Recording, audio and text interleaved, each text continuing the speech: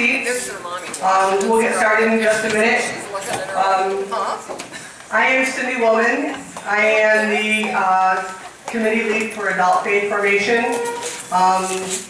I have a wonderful team of people who help put these cafe series on. And I am so glad to see so many faces come out, people come out and see these for us. I think you're really going to enjoy tonight's presentation. Really quick, I wanted to make a plug, and I think Sylvia's been handing out some flyers. Our next event is on November 17th. John Laginus, who is the adult or the religious education director over at St. John Vianney's, will be speaking on saints and our faith. That's not the full title of it, but that's basically the gist of what he'll be speaking on. So I would really love to see everybody out. Bring your friends for that one as well. Again, we'll have great goodies that are provided by our fellowship committee, led by Cindy Aluya in the back somewhere. We really thank them for all the hard work that they put on for us for that. So without further ado, I'd like to introduce Father Ted Parker from, he's a pastor over at St. Charles Lavanga in Detroit, and he is going to speak to us on the history of the Black Catholics. Sorry, excuse me, I'm not quite with it tonight. So without further ado, if you'd please give a round of applause for Father Ted.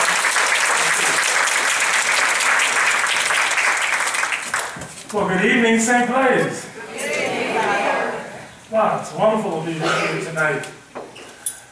Let's begin with prayer.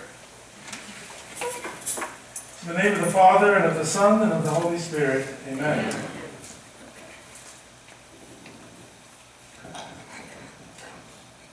O God of the evening, O God of the nighttime,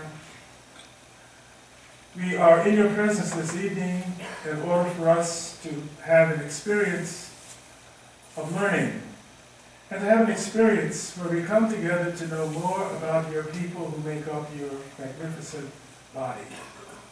As the body of Christ, we come before you, Lord, tonight, and we ask for understanding, we ask for wisdom, and we ask for insight. We ask for your blessings upon us and upon the people of St. Blase.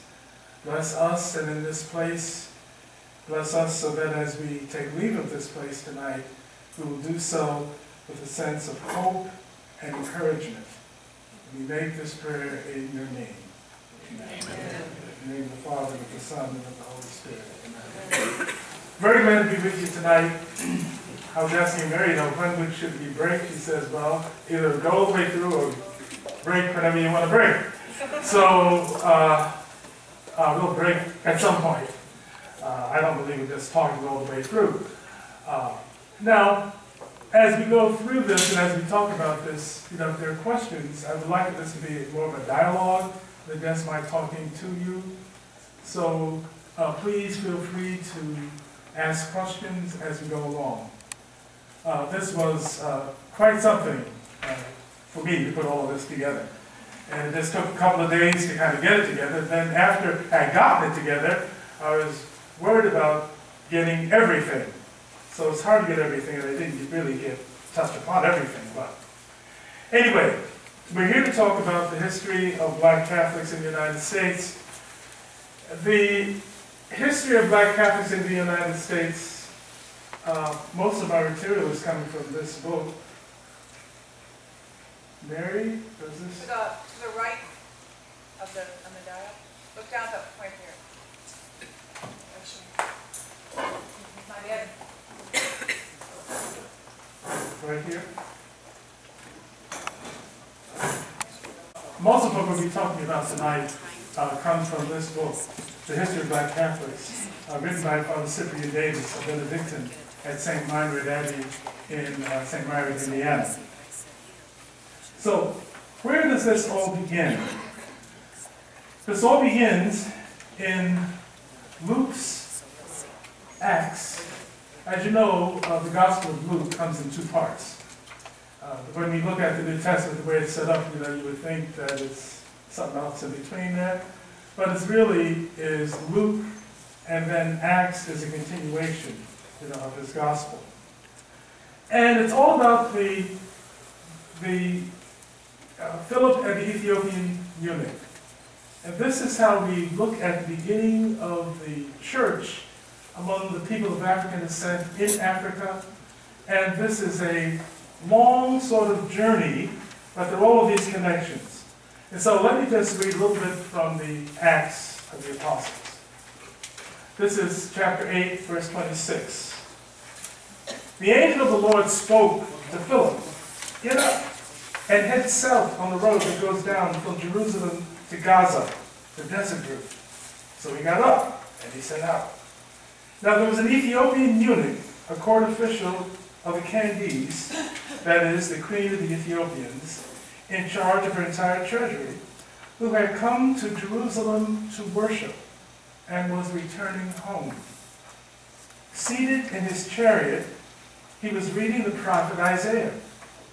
The Spirit said to Philip, "Go and join up with that chariot." Philip ran and heard him reading Isaiah the prophet and said, "Do you understand what you are reading?" He replied, "How can I unless someone instructs me?" So he invited Philip to get in and to sit with him. This was the true scripture passage that he was reading. Like a sheep, he was led to the slaughter, and as a lamb before its shearers, he is silent. So he opened not his mouth. In his humiliation, justice was denied him. Who will tell of his posterity? For his life is taken from the earth. Then the eunuch said to Philip in reply, "I beg you, about whom is the prophet saying this?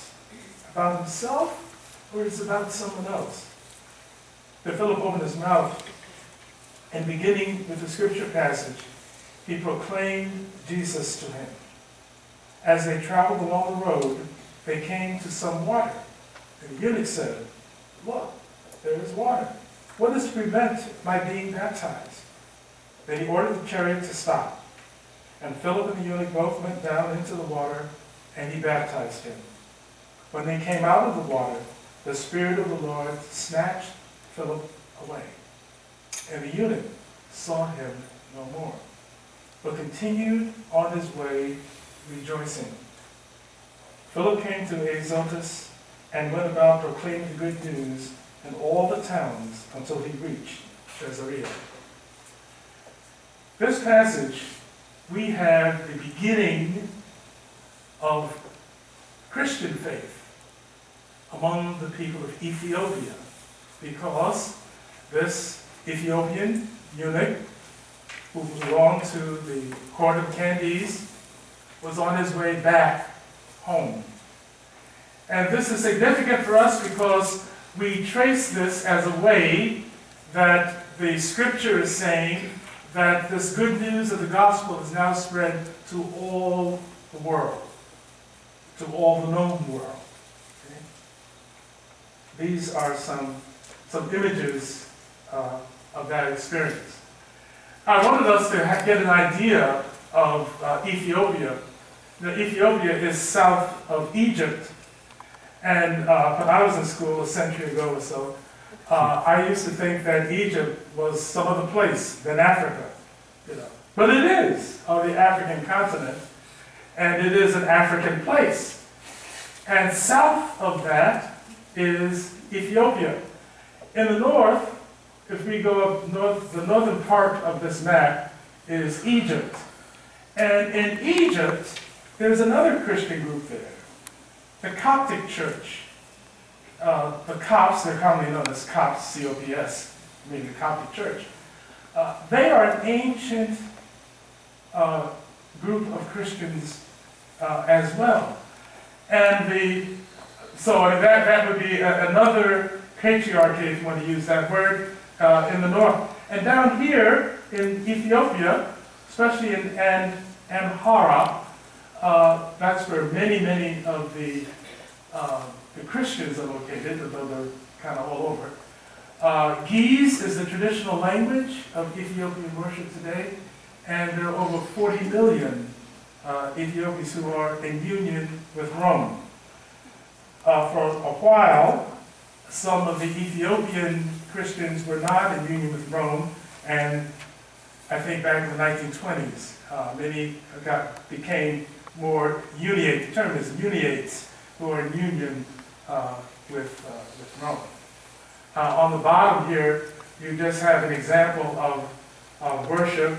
Their worship is very much African in the sense of drums and dancing and the use of the umbrella. Now that umbrella that you see, a lot of this carries over into Western liturgy as well, especially when the Blessed Sacrament is exposed and in procession. You always have that canopy over. That comes, it's an ancient way of showing respect and honor, and it goes way back to ancient times, as does the mitre. You know, the Egyptian pharaohs had mitres as well. So anyway, all of that connection is there, and these are two modern priests in Ethiopia, and it's one of their churches there. So when we look at this history of Catholicism among African peoples, we have to go to this particular text, because this is the text that is recognizing it. You see, what Luke is doing in the gospel, he has Philip, he goes here, he goes there, you know, the angel picked him up, brought him over there, picked him up. It's a way of saying and showing how this resurrected Lord and that experience with Jesus is being given to all the peoples of the earth. Early on in our experience, in the church's experience, I should say, not ours, but in the church's experience, there are three traditionally known to be African popes.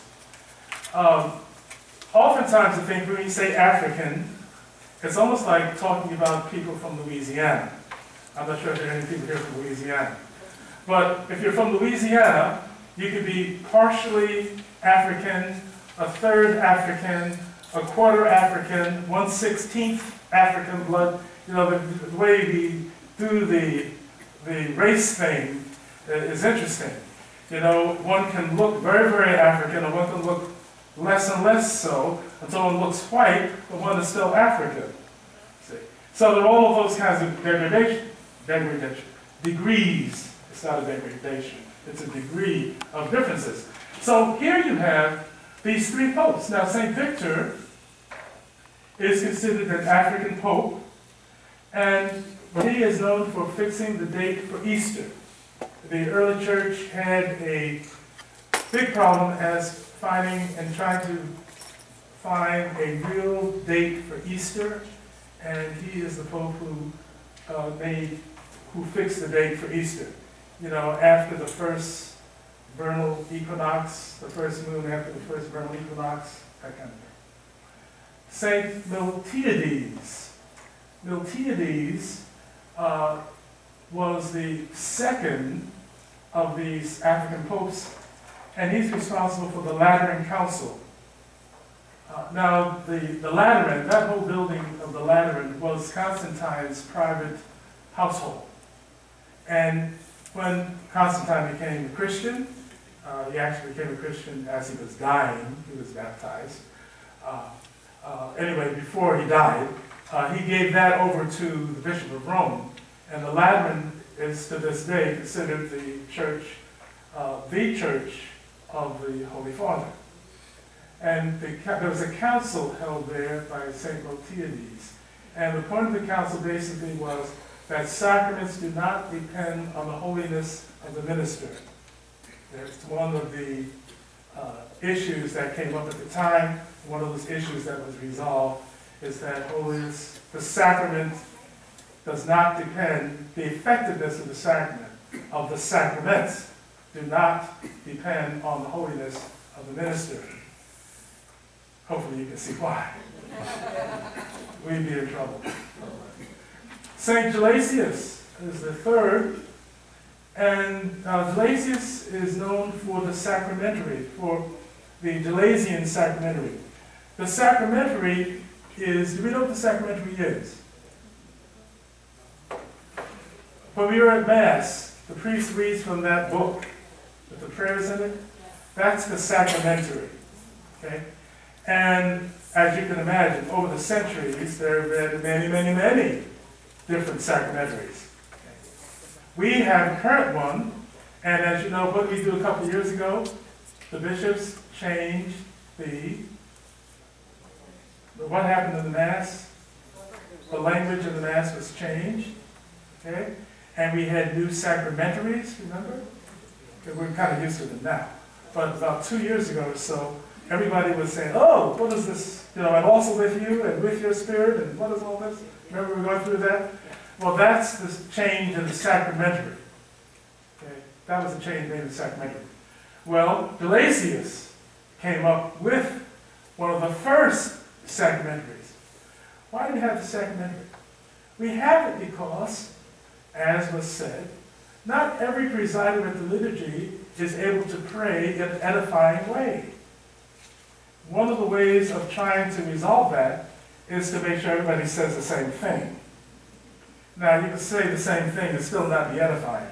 I understand that. But the point is that the sacramentary is, in that sense, trying to make sure that the celebrant or the minister is inspiring for the people.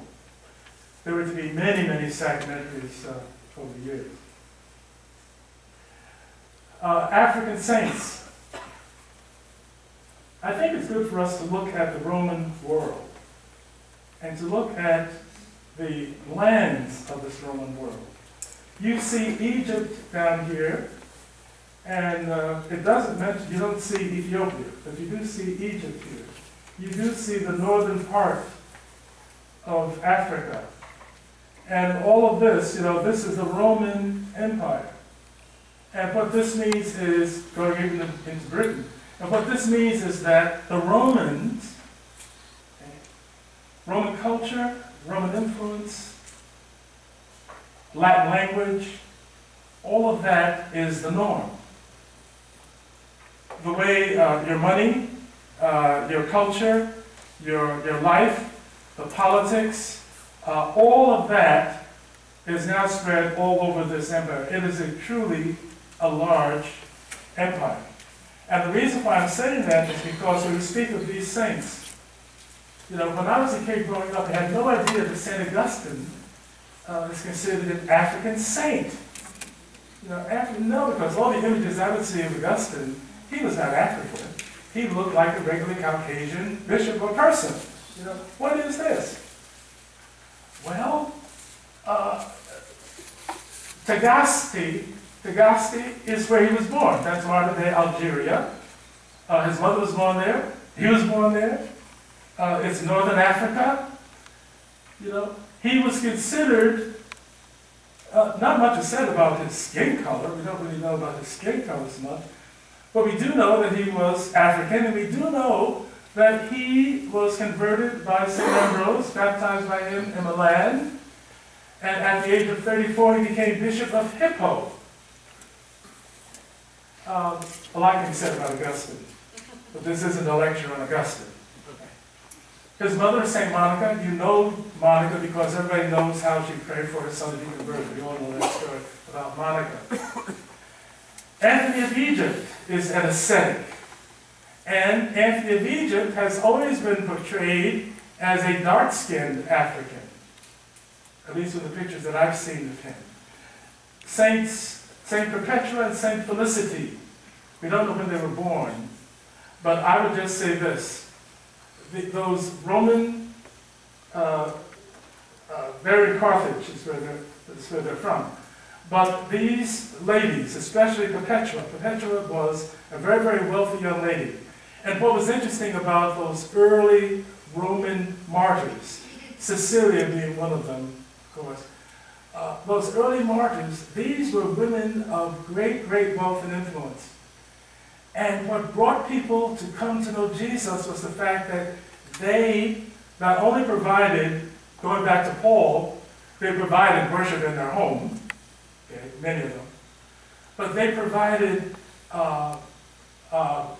monetary help for those early folks who would come to their homes. And so for a woman to die for Christ, for a woman to do that was an extraordinary act. it brought many people to Jesus because these women were able to do that. And in this situation here, Perpetua and Felicity, Perpetua, she rejected her family titles and all of that, and she accepted martyrdom. Felicity was a slave, and together they went to their death as martyrs. This was the year of 203. These early martyrs have a whole tradition of the church. You hear their names in the canon prayer. Perpetua and Felicity. You hear their names again and again in the church. And so their martyrdom was a real example of faith for those folks at the time. I have here St. Benedict the Black. St. Benedict the Black was born a slave in Africa. He was freed at birth, was known for his charity, but he lived his life in Palermo, Sicily. In Palermo. What I found interesting as I was studying this is that the Lutheran Church also has veneration for St. Benedict the Black. He's also known as St. Benedict the Moor. And we now have a parish in the Archdiocese dedicated to St. Benedict the Black, or the Moor. So these are some saints that I'd like to mention for you.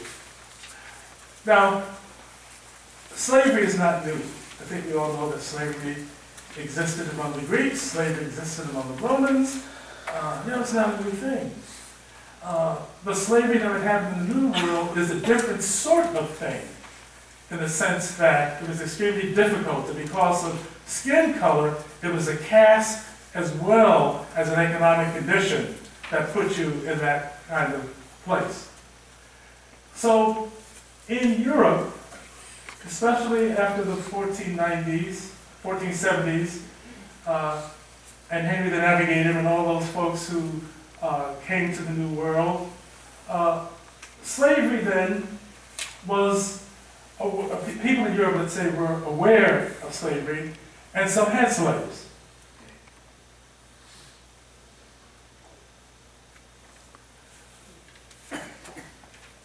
What I'm looking at is,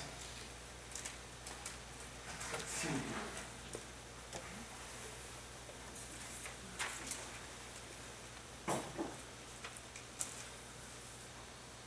This Pope declared that baptized Africans cannot become slaves in 1462. That is Pius the, I have his name written down, that's why I can't, what is his name? It's Pius the Second, I think, said that. Now this question of baptizing Africans, and do Africans have a soul or not, was a question at the time. People were not sure. It's interesting, as humanity grows and as humanity begins to understand people, and especially when people are foreign, or when customs are different, or when people look different and speak very different than what you're accustomed to, it's hard for you to understand, is this person the same as I am? And you look at the person and say, no, that person's not the same as I am. Look, they have a different language, they don't wear clothes, or they did, or they don't, or they just look weird to me. So there is a natural sense of not understanding the humanity, or not respecting the humanity of another person. Bartholomew de las Casas, there should be an S at the end of that name, Bartholomew de las Casas. He was a Dominican, and a Dominican priest. And he's an interesting person because he spent his time in South America and around Brazil, that area, and he became aware of the humanity of Native Americans. These are Native Brazilians, not Native Americans, Native Brazilians. And he felt that the Spanish were treating them horribly, and that for them to be slaves is just a total, how would you say, disgrace to the church. It's a disgrace to their persons.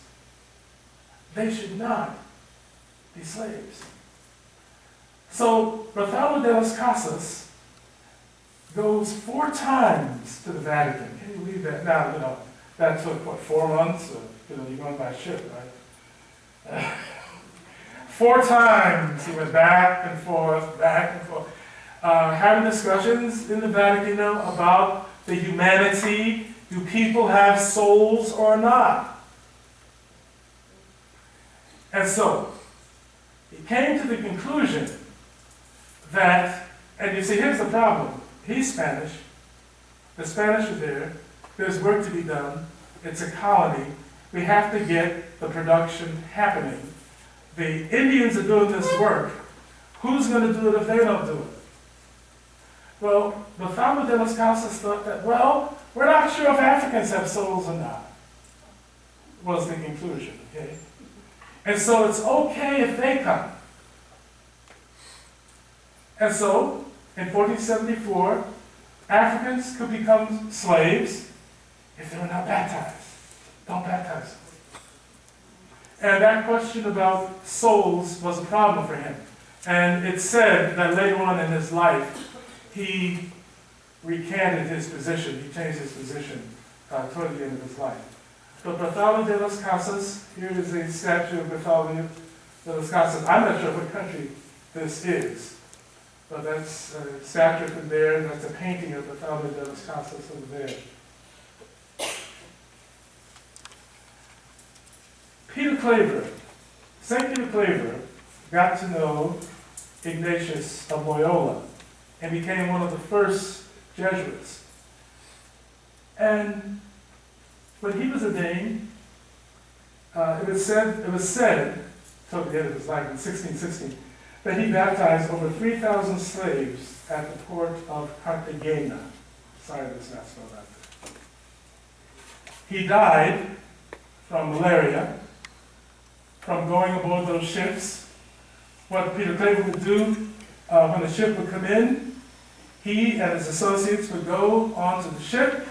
They had medicines with them. They said they had wine with them. They had, we're not going to have water. So they had wine with them. And he took care of their needs as best he could. And then over time, he found a way to communicate with those newly arrived slaves, and he baptized, and he taught. And you have to understand the church of that time. The church of that time is not like today. There was no RCIA program going on at the time. But he worked with them, and he stayed with them, and he became the great patron of Africans and the people of African descent, and African American Catholics have a great devotion to Peter Claver because of the way he extended himself in Cartagena, down in Colombia.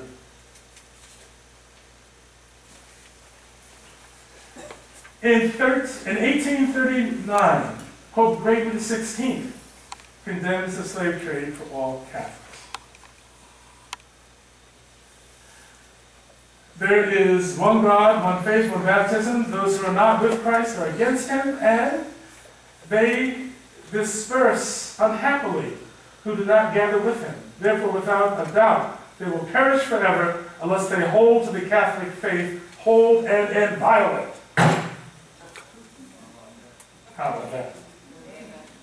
That's Gregory XVI.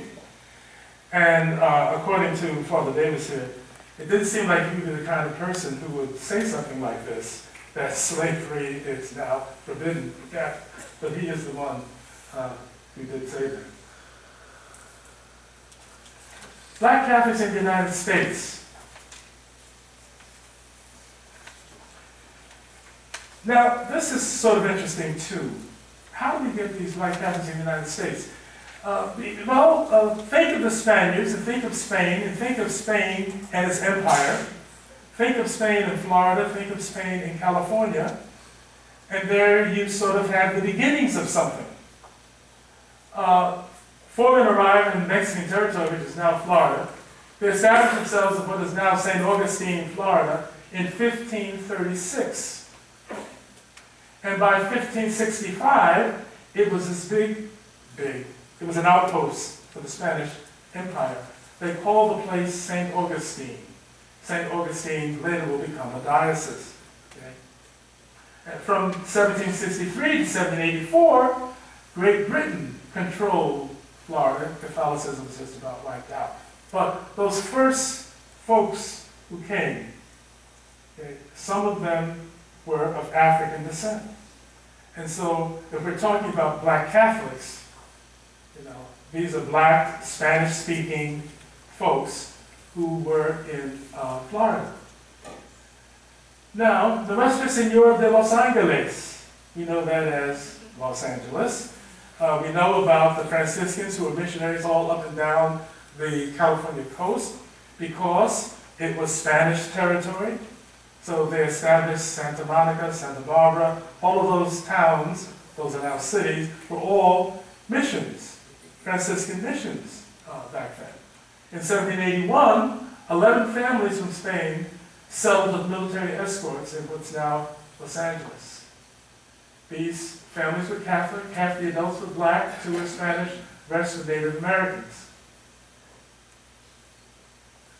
Now on the other coast, 1634, Cecil Calvert, the second of Baltimore, allowed the practice of Catholicism. And if you know your history, you're aware that Maryland was a Catholic colony, allowing Catholics to come. The early Jesuits were missionaries there, and the Jesuits in Maryland have an interesting history. The Jesuits in Maryland were suppressed by Pope Clement XIV. It's a long story about their suppression and all that, but they were. And in 1785, John Carroll, he later became Archbishop John Carroll, big name in the church, he wrote the Vatican saying the Catholic population of Maryland is about 15,800 folks, and of that number, 3,000 are slaves. So 3,000 are Catholic slaves, is what he is, well, 3,000 are slaves. And are called Negroes because of their color. In the Pennsylvania area, there are some 7,000. The Jesuits called themselves, since they were suppressed, they were calling themselves the Corporation of Roman Catholic Clergymen. And they had slaves. The Maryland Jesuits continued this practice until 1837. But they weren't the only religious order to have slavery. The Vincentians in Missouri were major slaveholders when they first arrived in the United States in 1818. I think what we have to understand is the fact that we have people who come from Europe. They're coming into a country that is Protestant. It is not Catholic. They're very much aware of that. They're aware of the fact that Catholics are not looked up to in any way. And so rather than be the one who stands out and talks about truth or value, ethic, that kind of thing, it's easier to say, well, look, this is the system I'm in, and I may not like it, but in time I'll probably change it or work toward changing it. So, as you know, it's difficult to stand up to what you might otherwise think is right when you're in a minority situation and when you are kind of forced to kind of make good with the situation. So imagine yourself, you belong to this religious community, you come to a new place, you're concerned about 1,001 things, you want to be fruitful there, and so you kind of accept, you accept the money as it comes. This is American money. You accept the fact there's slavery in America, so we accept slaves, until one can do some further reflection. The Sulpicians, there are not many of them around anymore, but that's a special group of priests who are French in background and whose work was seminary education. But they had slaves. Their seminaries were in Baltimore and in Bardstown, Kentucky. I don't know if many of you know about Bardstown, Kentucky, but Bardstown, Kentucky is like the American Vatican. The Trappists are there, the Dominican Sisters are there, the Sisters of the Holy Family of Nazareth are there. It's sort of like a real Catholic kind of enclave there in what around them is all Baptist Kentucky. But the Sisters of Loretto, the Sister Charity of Nazareth, they have slaves. The Sisters of Loretto, they have their slaves as well. And in the midst of all of this, you know, there are a number of things that's going on in the world. One of the things that's going to happen is this First Plenary Council of Baltimore. I think we remember in your history of the church in the United States, you have these plenary councils. Well, again, these bishops are worried about the church. Bishops have always worried about the church. The teachings that go on in the church. And so at this point, you have 6 archbishops and 35 suffragan bishops. They're not using the term auxiliary yet, but they have a certain amount of authority. That's why they're called suffragan bishops. You have the Bishop of Toronto who shows up, and the Bishop of Monterey, California, way out there, who shows up. And they're present at various religious orders of men. There are 25 decrees, and we're going to go for 25 decrees here. But what we want to point out is one of the things that they said that has effects today. One of the things they said was, every Catholic parish will have a Catholic grade school. Every Catholic parish will have a Catholic grade school. Now we know every Catholic parish doesn't, especially today. But in 1852, the wish was, and the desire was, if you're going to have a Catholic parish, you must have a Catholic school. And why? Because we are in Protestant territory, and all around us are all of these other things going on, and we want to maintain our people. Okay? We want to maintain our people. This is going to go off and I'll be embarrassed.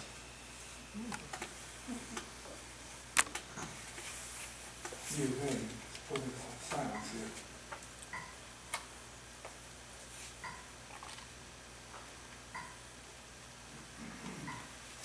There we are. So we can see the importance of this. And think about Black Catholics, how important this is for Black Catholics. This is very important for Black Catholics. An important item, these next items are items that happen in the United States that I think have great relevance to the African American side of our discussion today. The Dred Scott decision of 1857. Dred Scott was brought into the Northwest Territory, this area of the country, by his owner, and they did whatever they did here. Then they went back to St. Louis. And the argument was, well, since he was in free territory, he should now forever be free. Roger B. Taney, who was a Supreme Court Justice and a Catholic, I always like to put that in there because he was. He said that he was still a property of his master. Now, this decision was a lightning rod for all kinds of dissension in the country. Bleeding Kansas would come on the scene, and all kinds of things in preparation for the Civil War. And I just want to mention the Civil War, which was April 12, from 1861 to May 9, 1865. And when you think about this war, and I don't always think about the Civil War, I don't think about it, 365,000 men were killed from the north, and 260,000 from the south. It was a horrible, horrible time. Horrible time. And of course in 1863, we had the Emancipation Proclamation. Now, there was a second plenary council of Baltimore. Second plenary council from the 7th of October to the 21st of October 1866. What I found interesting was that President Andrew Johnson was an auditor there. Isn't that interesting? I don't think any president today would ever go to a Catholic meeting because he was there invited. I don't think they go. That's interesting. Their concern was indifferentism. One religion is just as good as another. Yeah, sorry about the spelling there. So you look at these slides, and you see them, and that's how it goes. I was wondering, this is the second, that's 1866. In 1852, Uncle Tom's Cabin by Henry Beecher Stowe was published. That's very, very influential book. Very influential book. And we have in Rome the First Vatican Council in 1869 to 1870. And then you have 744 bishops and so forth in attendance. It's convoked by Pope Pius IX. And this was the 20th Ecumenical Council and the first council in 300 years, says Trent.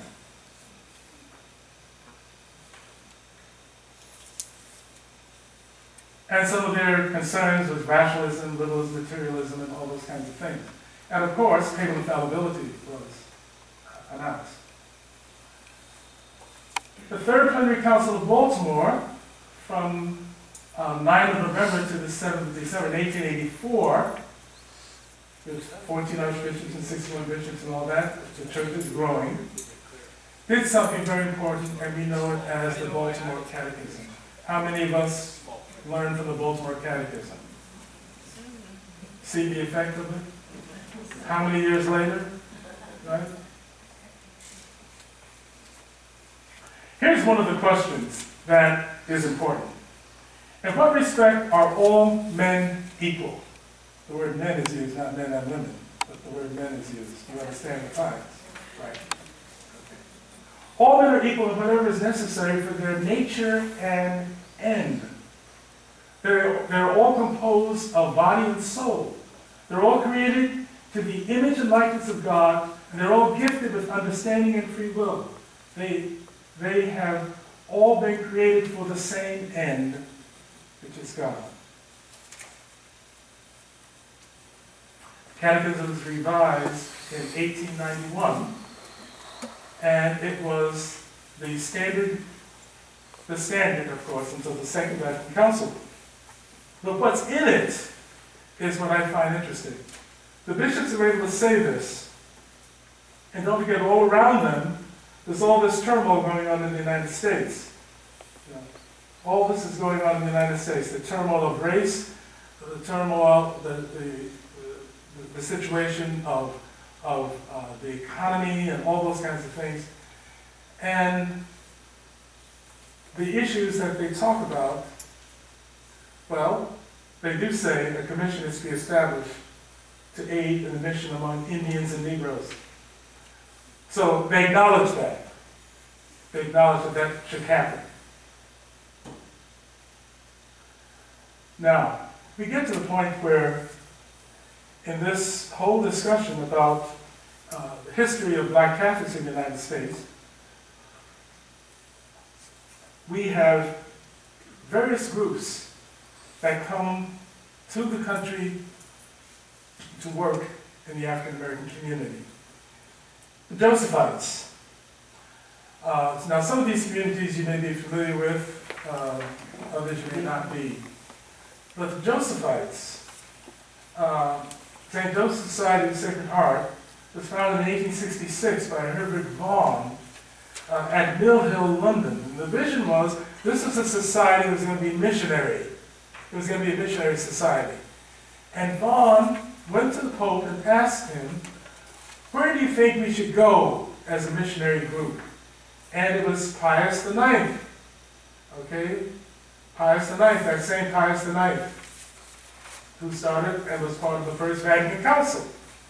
And he said to them, go to the United States and work with the newly freed slaves. Work with them. So at least we get the idea that Pius IX is aware of what's going on in America and is aware that these newly freed folks need to have Jesus preached to them. At that time, he said there are about 4 million African Americans in the country or so. Doesn't seem right, I guess that's what he said.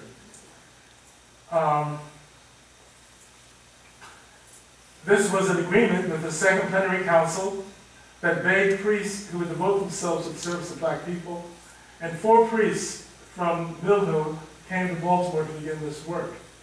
And in time, they disconnected themselves from Mill Hill, and in 1932 were recognized and became Josephites. So the official name is the Society of St. Joseph of the Sacred Heart.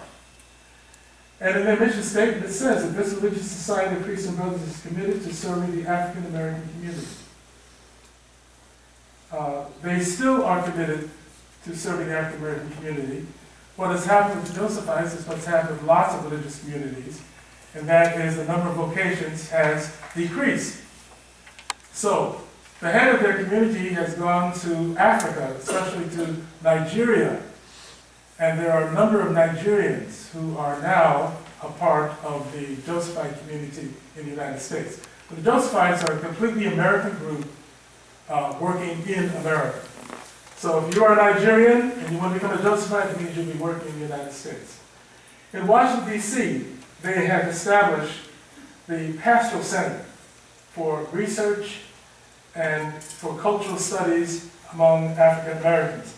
It is a very influential place, by the way, and each year they have an art calendar that many people have seen that's sent all over the country. So, the Josephites.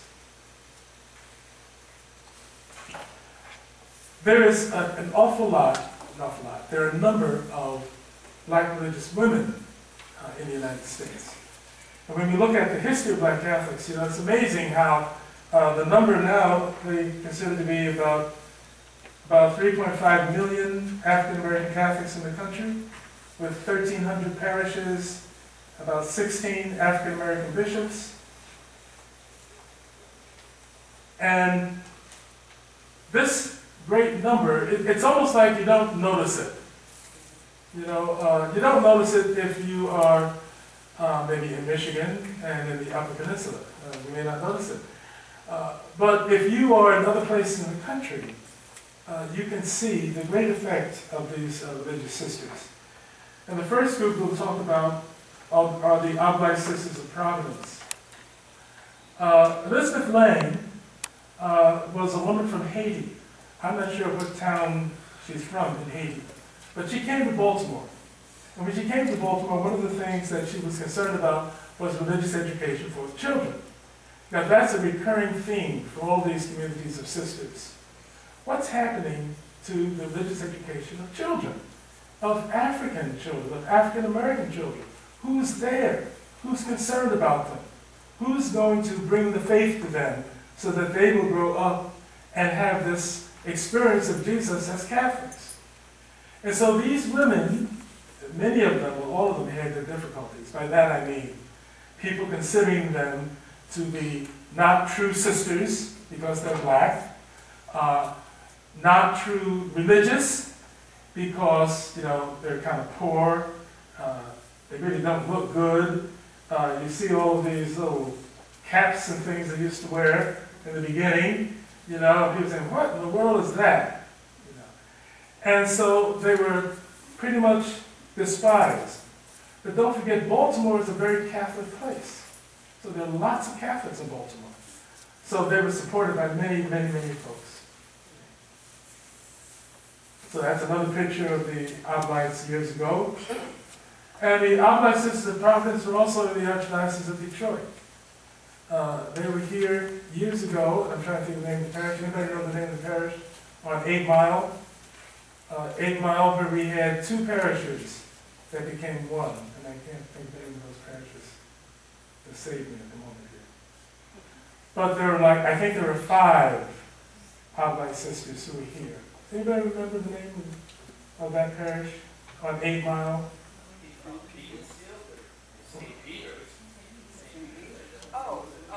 Presentation Our Lady of Victory. Presentation Our Lady of Victory, that's the place. Father Randy was there. Was Presentation the white parish, or was it the other way around? One was the white parish, one was the black parish. Presentation was the white parish? I don't remember. Well, I know it is today. Father Randy shows up, he'll tell you. Okay. Who's there, so, These sisters were also there, yeah. at that time. The Healy brothers, well, you see, it's okay here, but it didn't turn out on the slide in here. The Healy brothers, this is really an interesting story. The Healy brothers.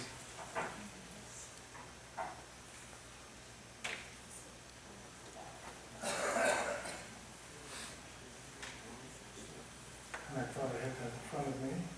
Oh, it's here.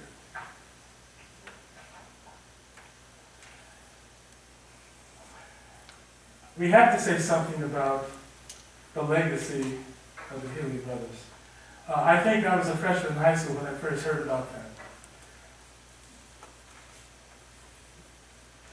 The first 3 black priests in the United States were all brothers, all of whom were born slaves, and all of whom's father was Michael Morris Healy, an Irishman. Their father was born in 1796 at Roscommon in Ireland. Michael Morris Healy served in the British Army during the War of 1812, can you believe? And in 1816, he joined a cousin living in Georgia, where he purchased 400 acres of land in the central part of the state. With the help of slaves, Michael Morris Healy cleared the land and created a plantation that by 1831 exceeded 1,600 acres and 17 slaves. In 1829, he chose a light-skinned slave woman named Mary Elijah as his mistress. And they lived together for years and years and years. Obviously, they couldn't get married, because a white man can't marry a black woman. It's that whole thing. They remained loyal in their relationship, and they had 10 children. Although Michael's and Mary Elijah's children were slaves, Michael was determined to provide for them with the best possible education. So for this reason, he sent his children to live in the north. And his father's act of love for his children set the foundations for a remarkable story in this Healy family. They became, as you know, really prominent black Catholics in this country. Patrick Francis Healy, born in 1834, was the 3rd child, and Patrick Healy taught at St. Joseph's College of Philadelphia and at Holy Cross, his alma mater. As time went on, he was sent to Georgetown, where he began studies in philosophy. He was later sent to Rome in 1858 to continue his education. However, because of poor health, he transferred to the University of Louvain in Belgium and then was ordained in 1864. Patrick turns out to become the first president of Georgetown University, which was founded in 1789. And they talk a little bit here about his leadership in bringing the School of Medicine and Law to Georgetown. He died in 1910. Now, all these children are fair-skinned, as they say. And you may know, or you may not know, that they're African American. And you may know, or you may hear, but they don't tell you exactly, necessarily, if they're African American.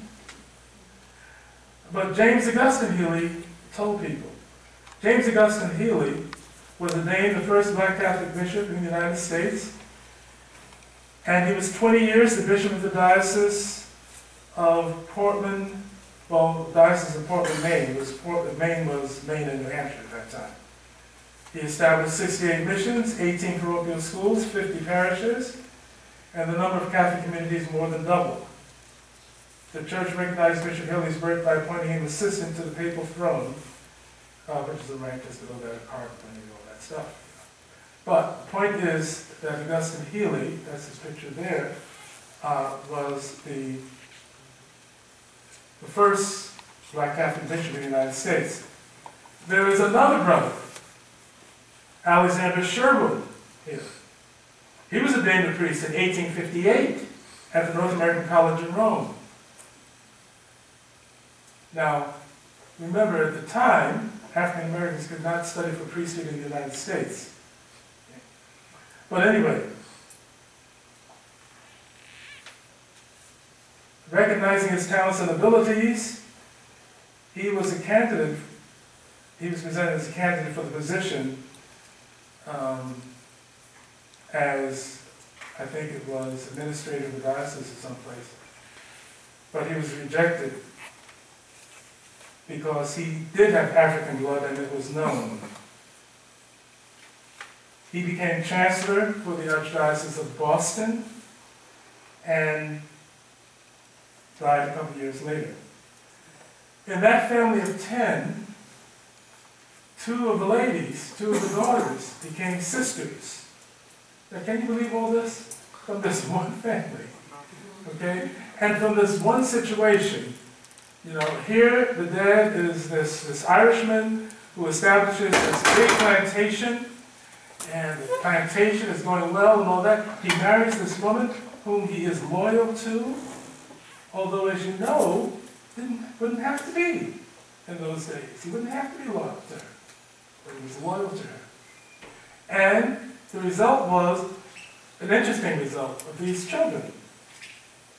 So Emmy Healy, educational opportunities, she became a sister of the Holy Family in Canada. So I want to bring out to you the fact of these really interesting family. And when I was a freshman in high school, I read this book called God's Men of Color. And in the book, there was a whole series of black priests and the early ones, you know, that people probably really never quite hear about. And in the very first part of this book is the story of the Healy brothers. Could we take 5 or 10 minutes? Yes, yes. And FYI, presentation was the white church, Our Lady of Victory was the black church. Lady Victory was the presentation, right? Okay. Thank you. Thank you both. And I'd like to ask, are there any questions? Let me just start off by saying, there's 2 Charleses in the city now, 2 St. Charleses. There's St. Charles Borromeo, which has always been on the east side, and St. Charles Lolonga. Charles Lolonga was the catechist who in 1886, he and about 20 or so pages were killed and they were martyred in Uganda. And the name of St. Leo and St. Cecilia. Now, Leo and Cecilia have merged into one parish on 2 sites. And so we have 2 masses at Cecilia, and we have 1 mass at 12 o'clock at Leo. But the combined group is St. Charles Lolonga. So we have a new name. That's spelled L-W-A-N-G-A. Okay. Lolonga.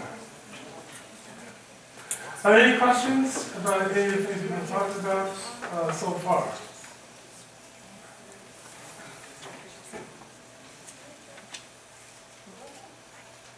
Oh, there is? I heard it. Go ahead.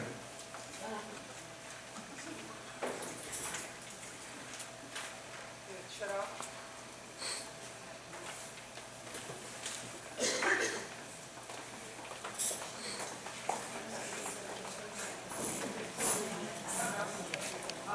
An experienced hand.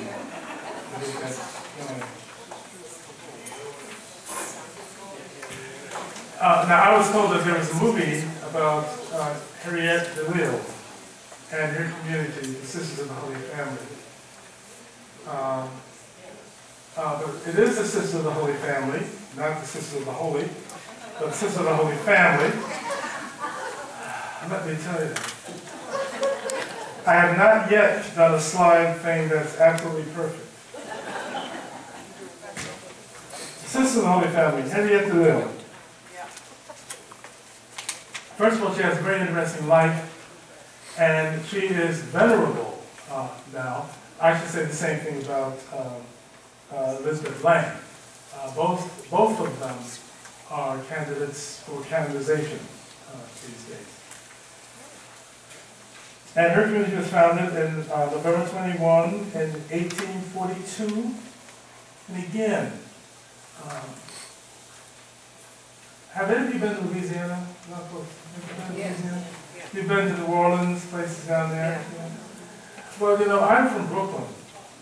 And in Brooklyn, black people look like black people, and Hispanic people look like Hispanic people, and white people look like white people, and Chinese people look like Chinese people.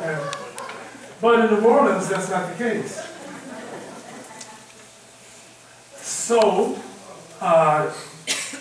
you can't presume anything, because I learned when I was first ordained a priest, I learned you can't presume anything. You know, I used to think, like my family, you know, like mother and father and kids, so they're kids, that's the mother, that's the father, and all that. That's not always the case. You can't always presume. But anyway, when it comes to races, as you know, race is a sociological category and not a biological one. And the reason why it's not biological is because we know that a Chinese person and a person from South Africa can both have either O blood or AB blood, or, you know, because the blood types are distributed through the human race. Okay? So, at any rate, Henriette DeLille had a very difficult childhood, and her mother had mental problems, and her brother did not like the fact that she was involved with poor folks, and especially those folks who really, really look black. Okay? That was a real problem for him. And the family had some money, and he kind of denied her her part and all of that. It was very, very difficult. So he moves away and he marries a white woman. And anyway, it's a whole story about all of that. And again, she's concerned about these children. You know, who is going to bring catechism? Who's going to bring faith to these children? And so she forms a group of women, and they come together, and they become the Sisters of the Holy Family, officially in 1842. Now today, that community is located all over the place, well, in the South. They were never really in the North, but they're also in the South, and they're in Belize today. Before I began talking tonight, it was pointed out to me that there's a slide that is missing. A slide that is missing is a slide for the IHM sisters, Sisters of the American Heart in Monroe. You wouldn't find the slide there because, unfortunately, I omitted them. I didn't think about them until tonight, and then, of course, it was too late. So, here is part of the story about the IHM sisters in Monroe. The Oblate Sisters of Providence, whom we've spoken of before, they're responsible for the largest communities of religious women in the United States. They're responsible because of one of their sisters, Teresa Buchem Maxis, is the fourth member of the founding group and served as superior to the Oblate Sisters of Providence from 1841 to 1844, during that real year of crisis. Although circumstances are not clear, it seems that Sister Therese had her own plans as to how the community could best surmount the crisis.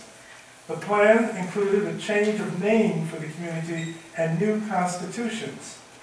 It was hoped that the Carroll family, you know, John Carroll of Carrollton, the rich family, the man who becomes bishop, it was hoped that they would become benefactors of this community. Oblate Sisters of Providence we're talking about. That did not happen. And so in 1844, Sister Therese was not re-elected their superior. At this time, she meets a Father Louis Gillet, who is a redemptorist. And he speaks to her about his missionary desire in Monroe, Michigan. Well, this lady came, and so Sister Therese comes to Monroe, Michigan, and on September 9, 1845, the Community Chronicle says that Sister Mary Therese Maxis left the community for unknown reasons, only that she wished to serve Almighty God as a true religious. So, it's said that Sister Therese was a very, what's the word for that? Strong-willed person. How they say that? Yeah. And she was strong-willed throughout.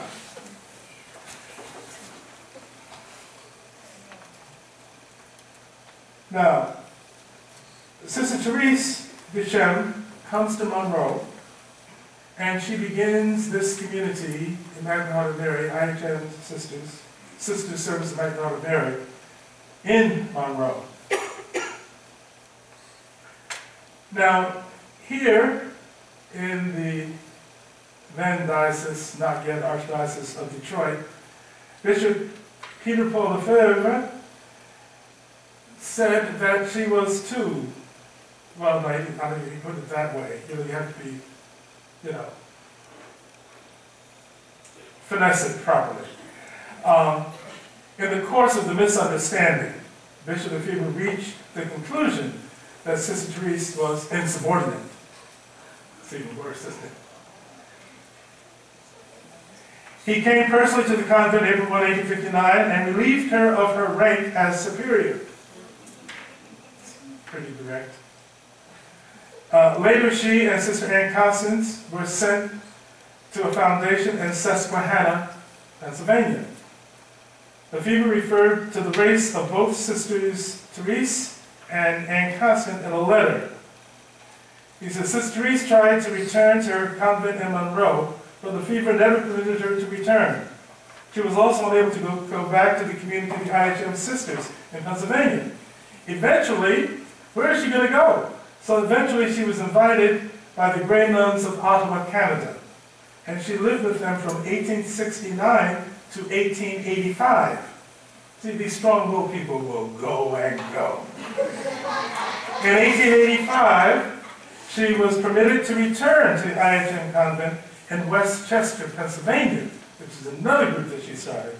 And it was there that she died in 1892. So that's a word then about the sisters, the IHM sisters. Now, for a long time, the IHM sisters did not want to talk about her publicly, by the way. But, everything changed in the 60s. That changed in the 60s. And they have a retirement center on their property with her name on it. Okay? So, things have changed. Now, one of the reasons for not having her in this group was because it's not that the IHM sisters refused to work with African Americans.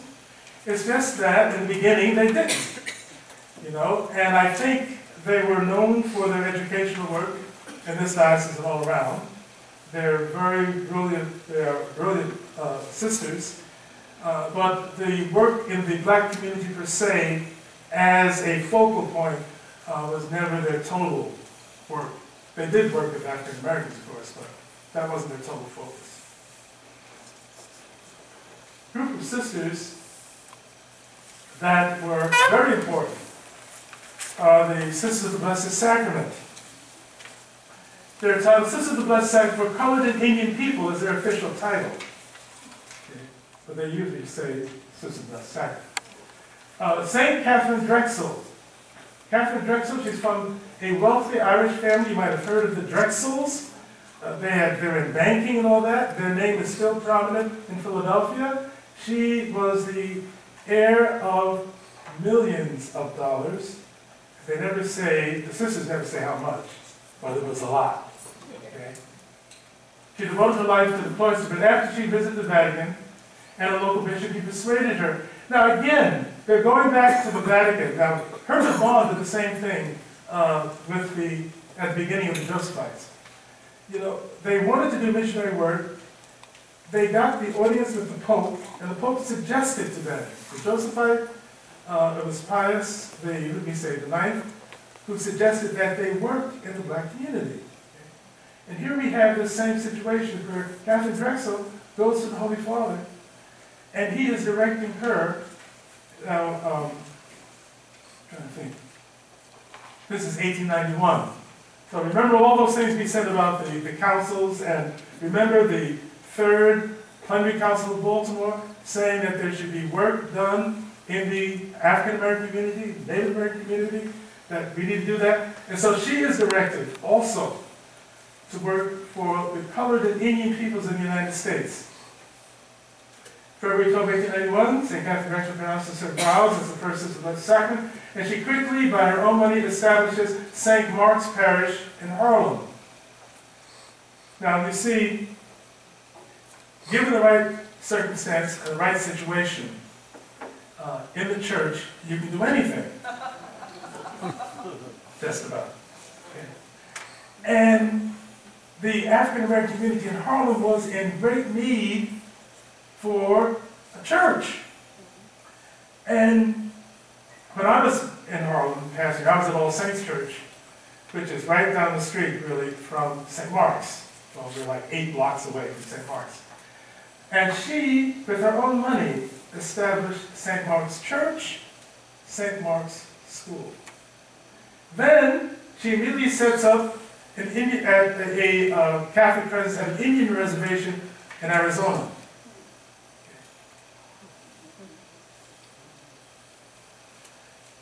Now, this slide omits something again, I'm sorry to say, but the Sisters of the Blessed Sacrament were the sisters who established the first and the only black Catholic university in the United States. That is Xavier University in New Orleans. In 1915, there's a story told as to how she did that. She didn't go herself because it would be too much of a commotion if she went. So she was able to get white lawyers to go and to negotiate the land, and then to begin the building. And after all of that was done, then they found out that she was behind all of this, and that it was the work of the Sisters of the Blessed Sacrament. And so that's how Xavier University in New Orleans began. All of these works were extremely tedious and hard. And the Sisters of the Blessed Sacrament, their approach is, the idea anyway, is the gift of total self to God. And they make a point of meditation before the Blessed Sacrament in their community life. And they make a point of charity. And they make a point of making sure that they go out to the people. So it's a very dynamic community. I worked with them when I was at All Saints. They were in charge of the school where I was pastor at All Saints in Harlem. Another group, and this group is now in Harlem, the Franciscan Handmaids of the Most Pure Heart of Mary. Mother Theodore Williams, in October 1916, with the help of Father Ignatius Lesner, formed a group of women. Now, what's the problem? What's the problem? Why is the group formed?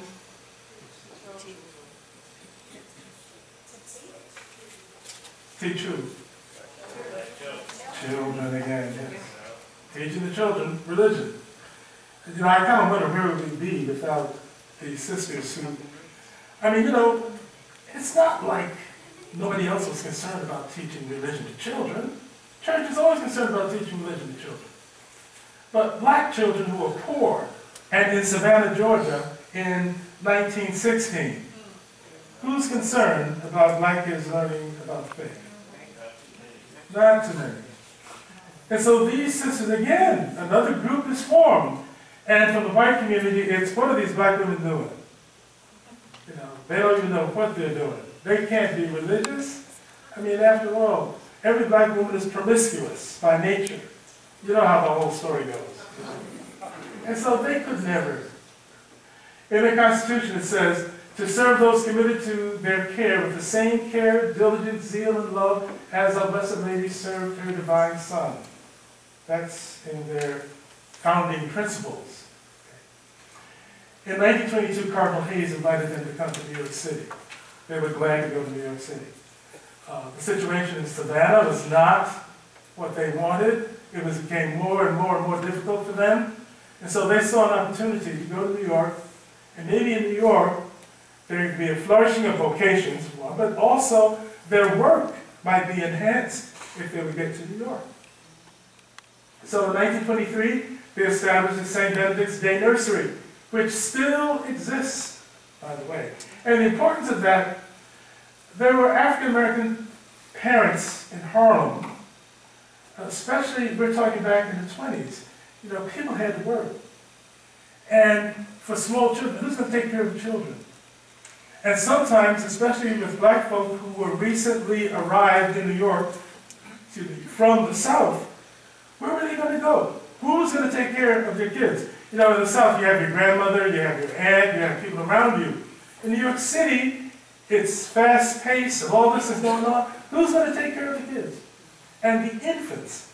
These sisters, I don't know of any other group of sisters who took in infants. They took in infants. Took care of them in their nursery.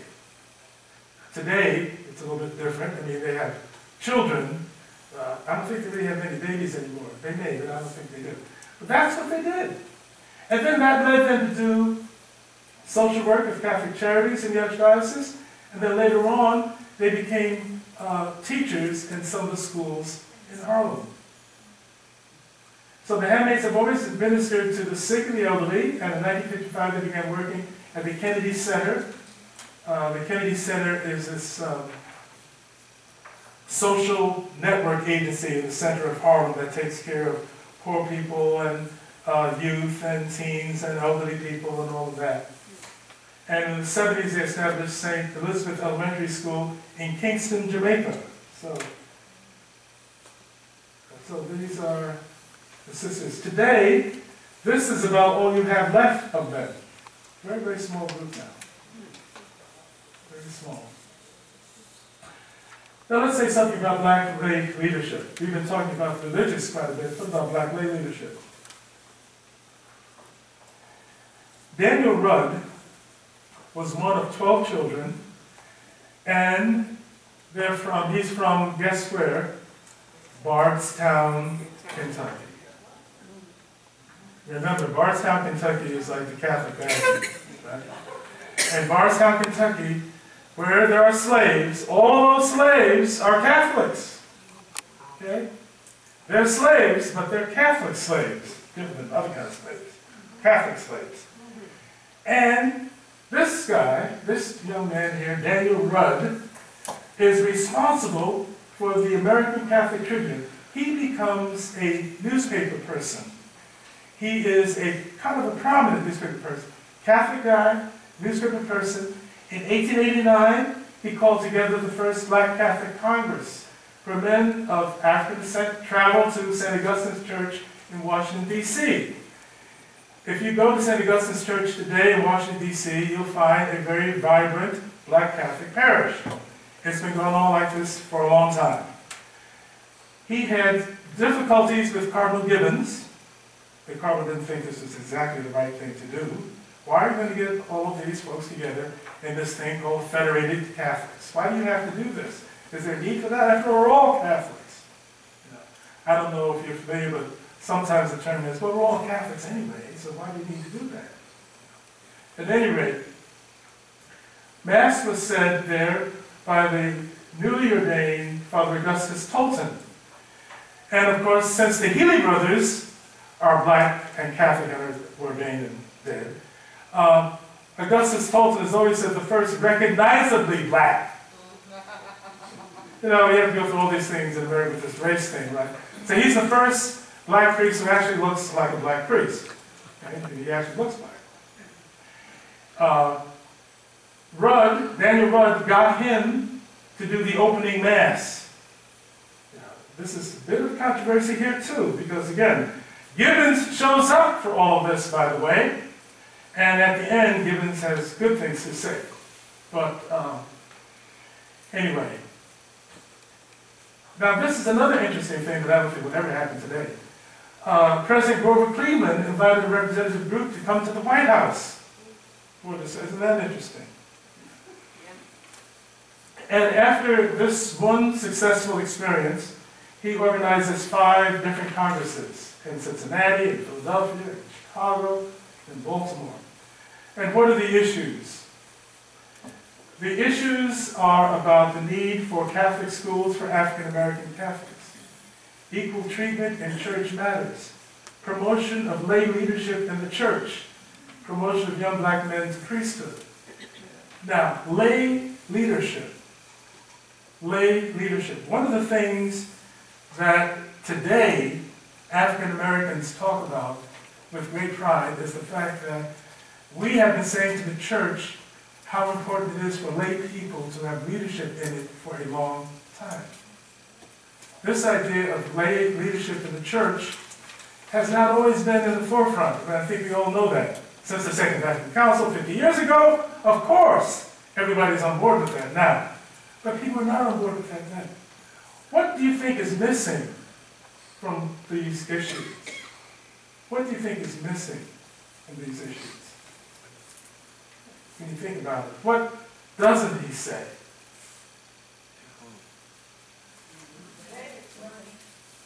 What's it? Money? Women. Lay involvement. Well, first of all, he couldn't speak about women because the consciousness at the time isn't what it is today. So I don't think he would say. But being an African people versus that time, that was very, very, you wouldn't see that, you wouldn't see it then until he brought this up. Now it would be more the white than the African American in that time. That's right. That's the first to bring the white lay people in and down. Mm-hmm. One of the things also is, you know, in 1896, there was an important Supreme Court decision in 1896. Plessy versus Ferguson. The Plessy versus Ferguson decision of the Supreme Court in 1896 said that from now on and forever, there will be separate but equal accommodations in the United States. Separate but equal. It was always separate but seldom equal, was the way it turned out. But separate but equal, and that was 1896. You know, you would think he is operating in the separate but equal approach. So he's operating right within the framework of the time, you know, which is, this is going on, but we need this for the African American Catholic community. Now, it's a good thing he said that, but it's still in that framework of things are separate but equal. Things will be separate, but they will not be equal. I have to say something about Augustus Tolton. Born in 1854, April 1st, on a plantation in Rawls County, Missouri, the second son of Peter and Martha Tolton, and they were Catholic slaves. Seems strange to say Catholic slaves, doesn't it? Strange anomaly. But they were. He was not able to study for the priesthood in the United States because nobody would accept him in the seminary in the United States. He is indebted to the Franciscans. And at that point, we were talking about Illinois, the Quincy, Illinois area. The Franciscans helped him with Latin and Greek and church history before he went to Rome to study. When he was in Rome studying, he was positive that the only thing the church would be able to do with him was to send him to Africa, because he knew that no bishop in the United States wanted a black priest. He was ordained on Holy Saturday. He said his first Mass at Easter Sunday at St. Peter's. He became pastor of St. Joseph's Church for Negroes, as it was called, St. Joseph's Church for Negroes in Quincy, Illinois. In order for him to survive, he had to do lots and lots of extra work, preaching and talking to people. Since he was the first black priest, it was somewhat of an oddity, so people wanted to hear him talk. And so they paid to hear him talk. So that's how he got money to keep the parish going. So he gave lectures. As I said, he was by the name of to the Black Catholic Caucus. He was called a nigger priest to his face by the other priests in Quincy. So he had to travel, okay? So he was forced to leave Quincy. There's letters that he wrote to the Congregation for the Propagation of the Faith. The Congregation for the Propagation of the Faith were the, I guess you'd say, the sponsoring agency for his ordination. And when he had difficulties, he didn't always go to the bishop. He went to the Vatican, to the Congregation for the Propagation of the Faith. And so, 19 of those he baptized, and he left to go to Chicago. And in Chicago, he became pastor of St. Augustus Church in Chicago. All during this time, he received some financial help from Catherine Drexel.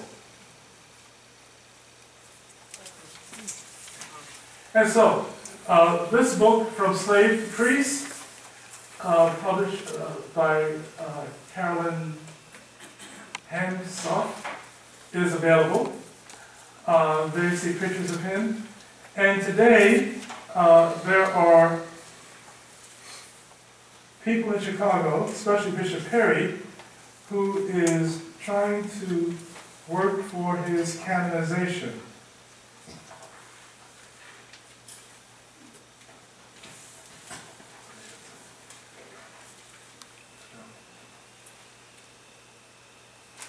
So, the Father Tolton Gill in Chicago.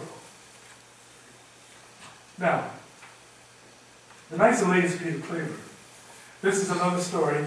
It's an interesting story, this whole way that we get to what's going on with Black Catholics in the country.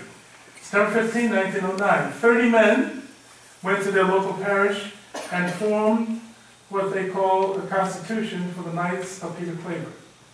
They wanted to be knights. Now, you have to understand this whole mentality of the time. This is 1909. They wanted to be knights, and they turned down the Knights of Columbus. And so they began an organization. The Ladies Auxiliary started in 1922. The Junior Knights become part of the organization in 1917. And the Junior Daughters are established in 1930. Knights and Ladies of Peter Claver are formed to be a support to the local parish. This is where there's a subtle difference between the Knights of Peter Claver and the Knights of Columbus. Knights of Columbus have lodges and places where they meet. The Knights of Peter Claver do not. Their focus is the local parish. That's where they are. And once a year, they give a collection to the local parish where they're. One of the good things about where I am at is that we have a good group of Knights and Ladies of Peter Claver. Our junior knights are about 12 high school kids, and our junior daughters are about 20. So this is a great boon, to the parish to have young people with you and are so dedicated. I want to say something also about the Society of the Divine Word. The SVD, Society of the Divine Word, founded by St. Arnold Jansen in Germany, 1875, is the largest missionary group in the church. Over 6,000 priests and brothers. They came to Bay St. Louis, Mississippi in 1910 to work within and for the African American community. And one of the things they noticed, all these guys, if you want to be a priest, if you're black, you can't do it in the United States because no seminary is going to accept you. So what did they do? In 1910, they established a seminary for black students. And they ordained the largest number of African American priests, by the way. In 1934, 4 black men who were educated there were ordained. Father Wade, I knew Father Wade. They're all deceased now, but I did know Father Wade before he died. As things go on, as you know, the influence of Dr. Martin Luther King in the African American community and in the black community is considerable. There are many priests, rabbis, and nuns, and others who joined the march. Catholic priests were not so much involved in civil rights. Catholic priests were with another group, Father Lafarge. Did anyone ever know of the Catholic Interracial Council? Anybody ever hear of that? See, it was a big thing, wasn't it? In the 50s, the 40s, the 50s, and 60s. And Catholics, Father Lafarge is the founder of the Catholic Interracial Council. But Catholic priests just weren't known for marching. But King called for all the religious groups to come together in March in 1968. And many people did. Sister Antonia Ebo is a good friend of mine. She's like 90 and counting these days. But she was on that march. And she said this. She said, I'm here because I am a Negro, a nun, a Catholic, and because I want to bear witness. And she became one of the founders of the Black Sisters Conference. She was given an award in the year 2000. That's Sister Antonia Ebo. Okay, and there she was at the march, and here she is today. Sister Antonia Ebo. Sister Thea Bowman. Many of you know Sister Thea Bowman. Sister Thea Bowman, Franciscan Sister of Perpetual Adoration, teacher, scholar, and operatic singer, fabulous, fabulous singer. She became, I guess you would say, an evangelist for African American culture. And, of course, she's known for going to the Bishops' Conference and speaking her heart out and singing for the bishops. And had the American bishops, some of them anyway, in tears when she finished. That's a hard act to follow. She also was helpful in founding the Black Sisters Conference. And she had an awful lot to do with the Lead Me, Guide Me hymnal that you might see in African American parishes. She's responsible for that with Bishop Light.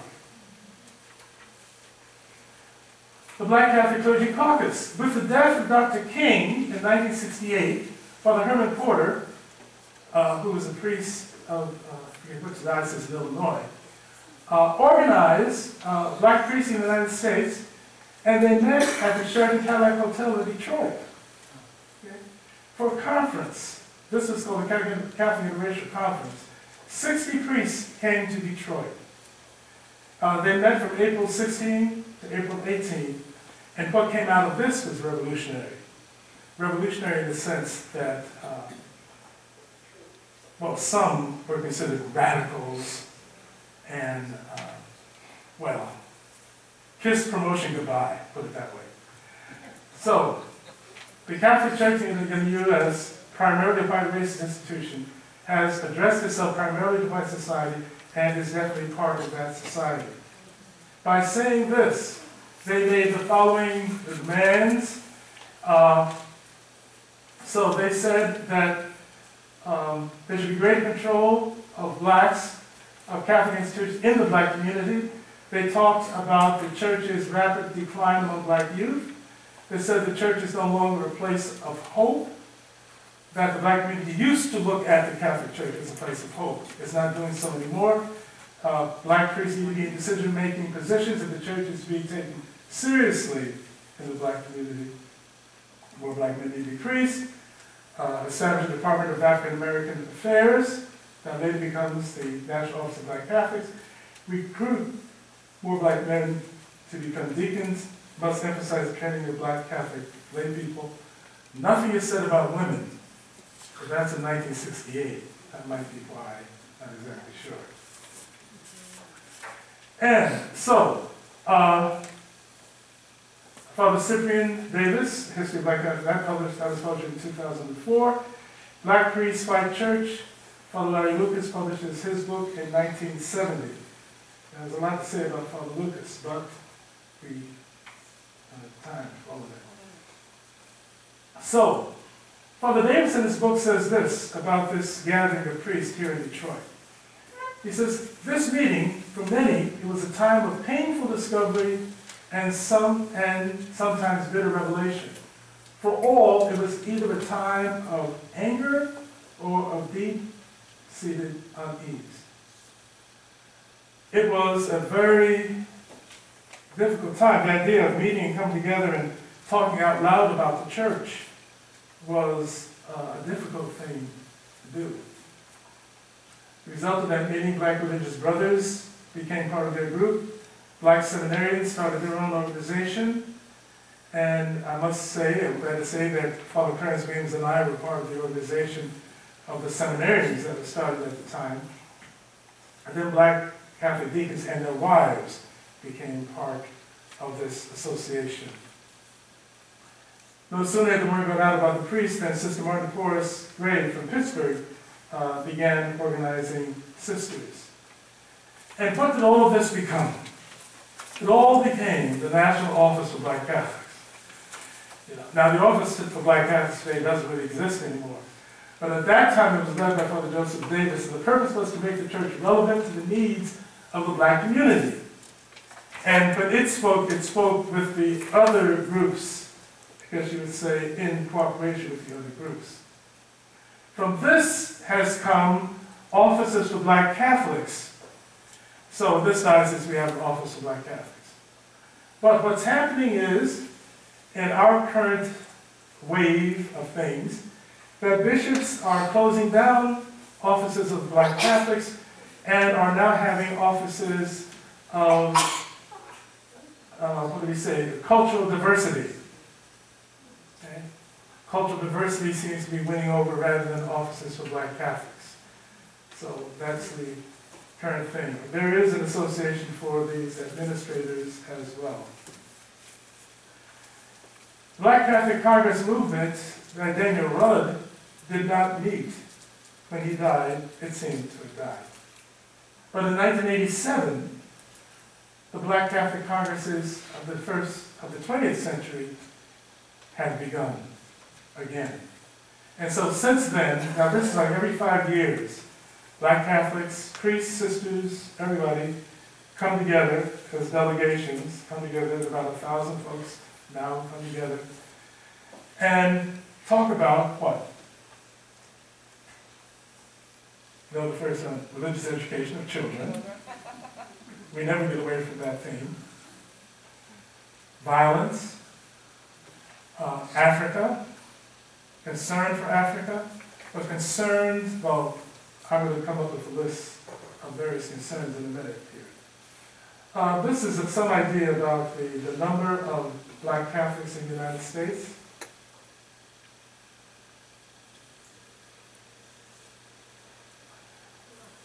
Current situations, and we're talking about history.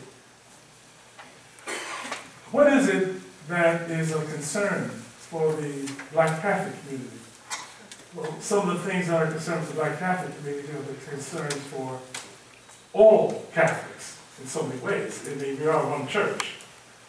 So some of the things that affect the whole church affect the African American community as well. But I think it affects the African American community in a more striking way because of history. So to say it in one word, I would say stress, very stressed, is the black Catholic parish today. Many times what's happened is that black Catholics have the old structures that are left in the city, and those who used to live there no longer live there.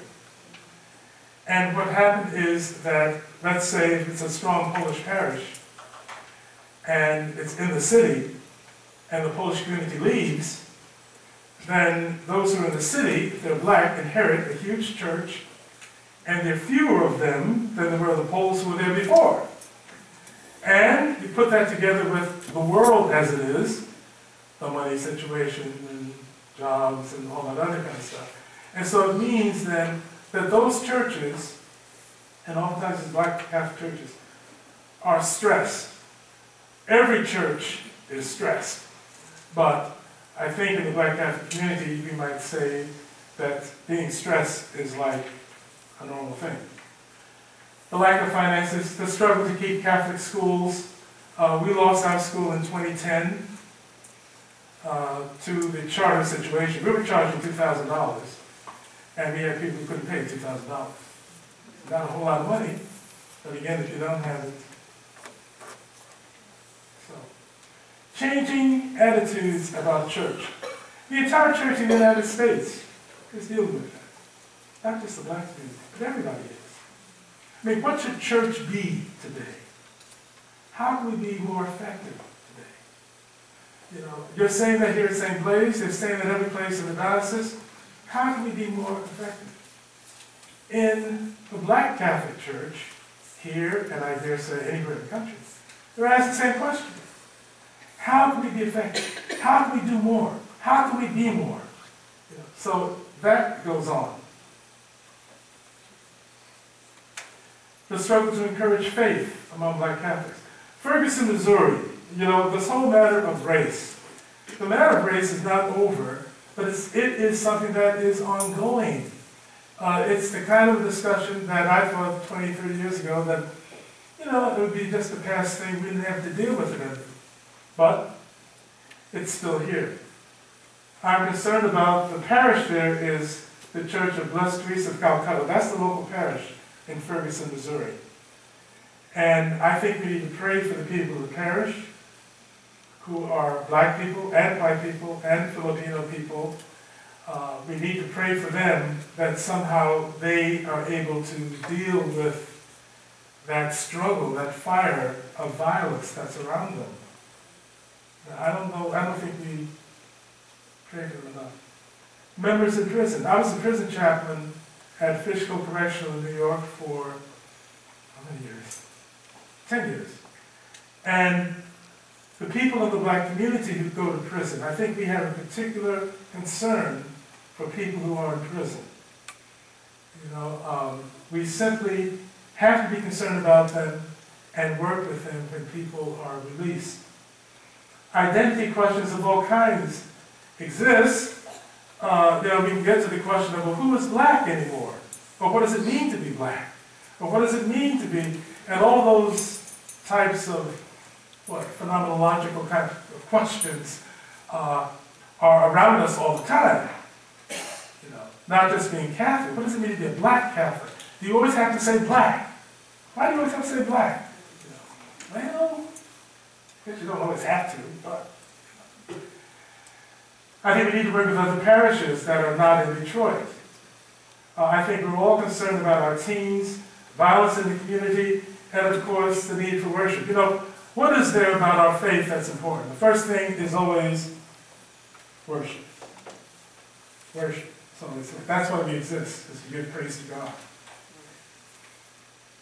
Second thing, I would say, the second and the third,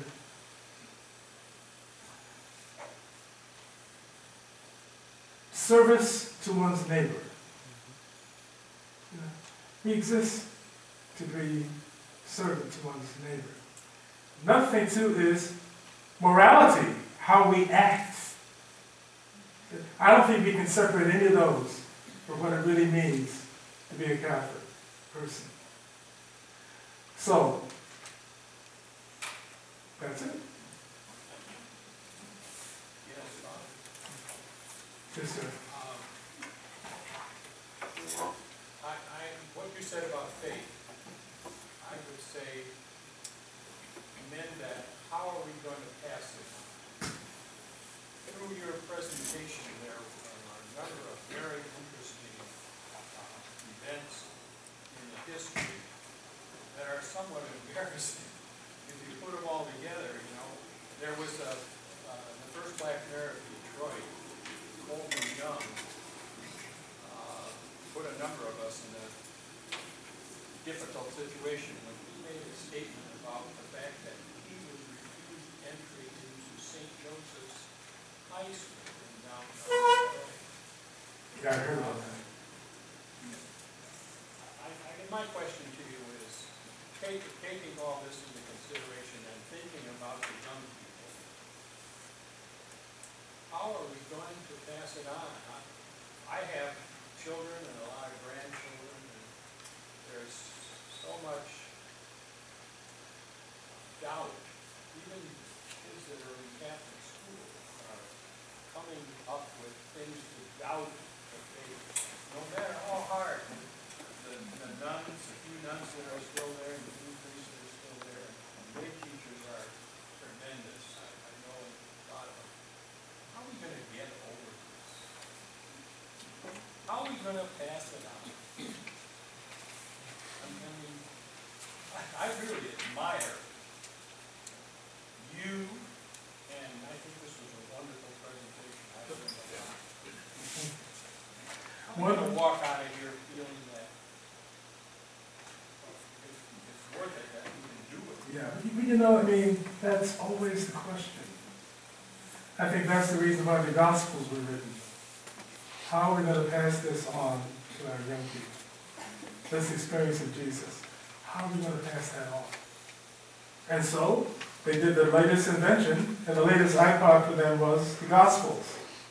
And so they wrote the Gospels. You know? Every generation of Christians and of Catholics always worries about how do we pass it on. You know, and of course, I can go back, you know, I was saying to somebody the other day, you know, I'm grateful to God for my parents and how good they were to my sister and myself when we were growing up, and all the sacrifices that they made for us. You know, we have to, it's just a matter of working to do the best we can with the technology, with the reason, with the prayer life, with all those things we have to do to be present to them. And each generation, I guess, is requiring something a little more, a little bit different than the other. You know, in this world of computers and so forth, we have to be present to people in a different way than we were in the past, I guess. Just like right now with all the texting and everything, there isn't any personable where you can talk face to face, but most of the young people today couldn't carry on a 5-minute conversation unless they got something in front of their hand and they're pushing buttons. You can't sit down and talk to them unless you're on the other end of the phone. They're sitting across the table from the person, they're doing this instead of actually talking to the person. So it's very hard to try to communicate something to them because they're off somewhere, they're not. You know, how we pass on faith, I'd like to just make a recommendation of a movie that's out. God is Not Dead. If anybody hasn't seen it, it's well worth looking at. Pass it on to the young kids and let them look at it and be interested. God is not dead. God is not dead. But you know, this is why, like in our situation, we have to leave here, yes. But in our situation, you know, we're trying to get more catechists. We have a few, but we have to get more catechists. You need more catechists here too? Yes. Everybody needs more catechists. You know, it's such a wonderful, I would say, vocation to be able to be with young people and share with them what you know. You know, it doesn't always mean, you know, that formal classroom thing, maybe, but there are different ways that we can be catechists to young people. You know, having an informal conversation with them, sitting with them, obviously having pizza, and whatever else, you know, and becoming friends. You know, maybe that might be one way these days, that we need to be friends with people. You know? Yes. Could you expand a little bit more on your statement up there, need to work with other parishes not in Detroit? What are some of your thoughts with that? Well, we are doing something that's ambitious. We're working with St. Vincent Palati Parish for taking kids to Poland. You know, the Holy Father again is having this international youth meeting, and it's going to be in Poland. So, I mean, we're working with St. Vincent Palati, you know, to do that. We still have to get $5,000 a kid together, but we're working with them to do that. I think, you know, I think parishes in the city, and we talk about Detroit, but parishes here have to, you know, get out of their comfort zone and extend themselves. I'm talking about those in the city need to do that. One more comment about all the new, I've learned some new things tonight about the sisters of the poor and all these different sisters. There's a church up in Indian River that has many, many different denominations of all the nuns around. I'll next time check it out. Yeah, they're in there. They're in there. Okay. Can we thank Father Ted, please?